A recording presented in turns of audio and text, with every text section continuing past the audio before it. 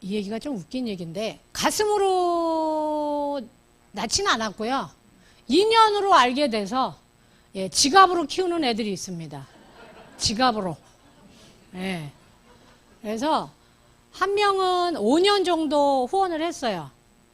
예, 제 강의 들으신 분은 아시겠지만 그 콘트라베이스 그 연주하는 친구인데 지금 그 고아예요. 그래서 부산에 그 수녀님들이 운영하는 고아원에서 컸는데 우연찮게 이 친구가 그 제 파트너 남편이 서울시향의 수석 연주자세요. 그래서 그분인데 그때 마침 정명원 지휘자님이 우리가 이만큼 성공했으니 우리도 사회에 나누자 그래가지고 재능 기부를 하기로 하셨대요. 근데 우연히 그 고원을 간 거예요. 그래서 클래식 음악에 관심 있는 아이들은 이리 나와봐 했는데 그 친구는 처음 본 거예요. 그날 중학생이. 근데 그 소리에 매료된 거예요. 가장 낮은 소리를 내는 게 악기 중에 그래서 더블 베이스라 그러잖아요. 그죠? 아주 제일 큰 거 있죠. 그런데 이 친구 거기 매료됐고 가르쳐 보니까 잘하는 거예요. 그러니까 이 친구가 이거 배우고 싶습니다. 그러니까 어떻게 해요? 배우고 싶다면 가르쳐 줘야 되죠. 그래서 이분이 매주 이 친구가 기차 타고 서울로 올라온 거예요. 그래서 배운 거예요. 배우면서 이 친구는 뭐죠? 점점 꿈을 키운 거죠. 근데 클래식이 돈이 너무너무 많이 들잖아요. 근데 어떻게 고아소년이 그거를 얼마나 많이 그 부자 아이들 틈에서 얼마나 마음의 시련이 많았겠어요. 근데 이 친구가 복이 많은 건지 수녀님들이 기도를 많이 해주셔서 그런지 그 악기도 그 교수님이 잘 아시는 악기상 분한테 부탁을 했는데 그분 아들이 그 악기를 마침 콘트라베이스를 전공했는데 안 한다 그 악기가 있다 빌려준 거예요. 무상으로. 그게 지금껏 독일 가서 그 친구가 쓰고 있어요. 그래갖고 대학을 들어갔는데 그러니까 이 부부가 아유 이제 우리는 그러니까 먹이고 입히고 레슨도 공짜로 해주고 그냥 아들 하나 키워낸 거예요. 근데 이 아이가 너무너무 잘하는 거예요. 중간에 포기도 안 하고. 그런데 졸업을 해서 이제 이제 끝났다 그랬더니 이 녀석이 한국에는 어떤 백업을 받을 수가 없잖아요. 근데 유럽은 장학금이 너무 잘 돼 있죠. 예술가들에 대한 대우도 좋고. 그러니까 스승님 저는 독일로 유학을 가겠습니다 이런 거예요. 그러니까 한술 더 뜨는 거야. 끝난 줄 알았더니 유학을 가겠대 이 꼬꼬마가. 그래갖고 마침 그분이 서울 그 예술의 전당에서 그 클래식 연주가 서울시향에 했는데 저한테 티켓이 왔어요. 와서 들으라고. 갔는데 그 부인이 제 앞에서 한숨을 쉬었다가 몰아쉬었다가 내쉬었다가 한숨을 푹푹 쉬고 있더라고. 그래서 왜 그러냐 그랬더니 얘가 지금 큰일 났다고 유학을 우리 지금 여력이 없다. 딸들도 다 유학 보내 돈 하나도 없는데 얘를 어떻게 하면 꿈은 자기네가 심어놨는데 그걸 가지 말랄 수도 없고. 근데 이 녀석은 이미 간다는 거예요. 비행기 티켓까지 다 끊어갖고 알바한 돈으로. 그 생활비를 누가 될 거냐 이거. 공부는 할 수 있겠지만. 그래서 제가 듣다 보니까 내가 해줄게요 그랬어요. 아 뭐가 어려워? 해주면 되지. 그때가 제가 총장 때였어요. 그래서 제가 그랬어요. 한 달에 100만 원이면 돼요? 그랬더니 된대요. 그래서 그 100만 원씩 보내준 게 5년 정도 됐어요. 근데 그 친구가 요번에 드디어 졸업을 했답니다. 이혜정 장학금의 1호 학생이에요. 그 독일 베를린에 아주 그 유럽의 3대 그 오페라단에 그 오케스트라 정단원으로 취업이 됐어요. 네.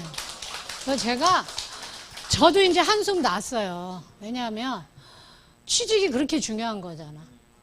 먹거리가 해결된 거잖아요.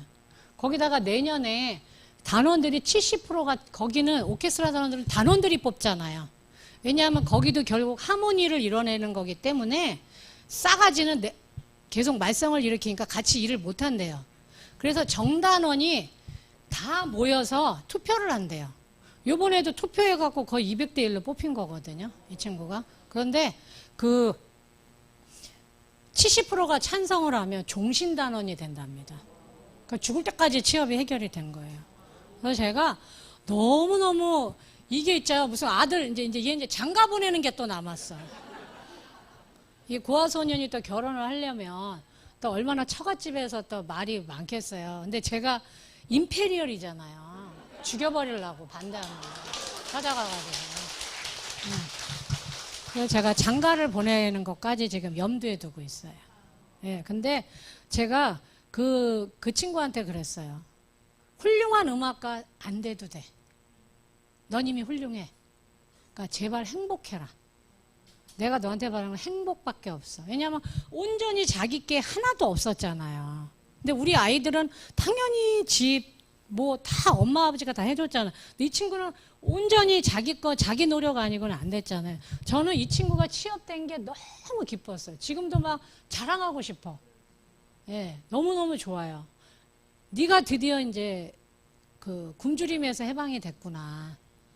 이제는 안 치울 거 아니에요. 그래갖고 자기도 그 재능을 아낌없이 나누겠다고 해서 그 한국에서 오는 그 국악 하시는 분들하고 같이 협연도 하고 그래요. 그래서 유럽을 막 열심히 돌아다니고 있어요.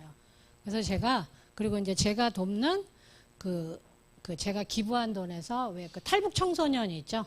12명. 얘네들이 이제 2년 됐어요. 3년 더 있으면 대학교를 가요. 근데 이 아이들이 처음엔 표정이 굉장히 어두웠거든요. 근데 요즘은 얘네들이 제일 하고 싶은 게 여행 가는 거래요. 엄마 아버지가 거의 홀엄마예요. 이 탈북하는 과정에 어른들은 막 다 돌아가셔서, 그러니까 엄마들이 식당에서 일하고 공사장에서 일하니까 여행을 갈 마음의 여유도 없잖아요. 근데 제가 기부한 돈으로 심리치료도 받고, 심리치료 받아야 될 아이들이 있죠. 왜냐면 오는 중에 무슨 일이 벌어졌는지 모르잖아요. 그 심리치료도 받고 여행도 데려가고 이래갖고 얘네들이 자기네들끼리 공감, 서로가 소통을 한대요. 처음엔 이렇게 경직돼 있었는데 그 12명끼리 그러면서 공감이 이루어지면 그 다음에 뭐가 일어나죠, 여러분? 연대가 일어나요. 연대. 그러면서 제가 그 친구들한테도 딱 한 번 만났거든요. 그때 제가 짧은 스피치 할 때 그 얘기했어요. 훌륭한 사람 되려고 노력하지 마. 그런 거 하지 마. 내가 너희들한테 바라는 건 친절한 사람이 되라. 왜냐, 친절해야 행운이 오죠. 이 아이들은 친절이란 단어도 몰라요. 왜? 그걸 겪어보지 않았기 때문에. 그래서 이제 이 아이들이 또 혹시 아나요? 잘 커서 앞으로 대한민국이 통일이 될 때 또 그 훌륭한 일꾼이 될 수도 있어요. 그래서 저는 계속 그렇게 지갑으로 키우는 아이들을 좀 늘려볼 생각입니다. 근데 예. 그래서 애터미가 망하면 안 돼요. 예. 그래서 저는 다 그렇게 절대 우리 조카나 우리 가족들한테 돈 안 주고요. 대한민국을 위해서 다 쓰고 하늘나라 갈 겁니다. 그게 가능한 건 애터미이기 때문이에요. 그리고 또 한편으로는 저랑 함께 일하는 분들, 또 저와 같이 임페리얼을 만드는데도 저를 임페리얼 만들어준 분들은 제 파트너이기 때문에. 그래서 여러분들이 만약에 여러분들 각각 마음속에 어떤 소망이 있는지 저는 모릅니다. 그런데 여러분이 만일에 이 애터미에다 전부를 걸지 마세요. 여러분의 꿈을 이루기 위한 도구예요. 도구. 제 파트너들 중에 제일 무서운 사람이 애터미에 뼈를 묻는다 그러는데 제일 무서워요. 애터미에다 왜 뼈를 묻냐?